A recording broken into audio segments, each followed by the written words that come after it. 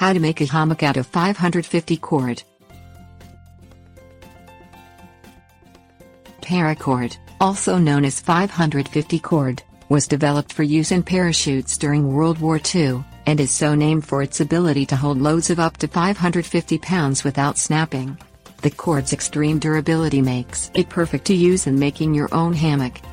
You can create a serviceable hammock by knotting together rows of small loops, until you have a net large enough to support yourself while taking a nap in the backyard. Things you will need: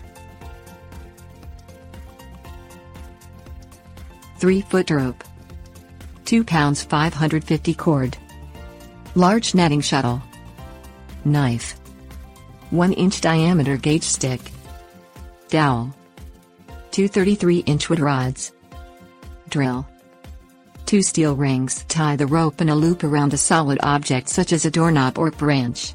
Load the netting shuttle with 550 paracord and cut off the excess from the coil. Tie the end of the loaded cord to the rope.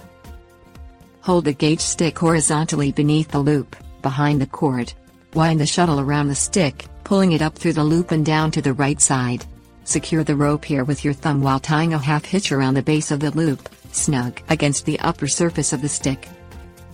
Continue tying such loops in a series along the length of the stick until you reach a total of 20. Turn the project over so the shuttle is on the left side once again and remove the stick. Thread a dowel through the loops to hold them evenly. Position the gauge stick below the loops and behind the shuttle as before.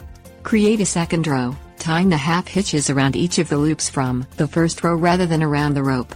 Continue making rows in this manner until you reach a total of 54. Reload the shuttle whenever you run out of paracord. Cut the starting rope and remove it from your hammock, as well as the supporting dowel and the gauge stick. Measure and cut 40 pieces of cord, each 50 inches long.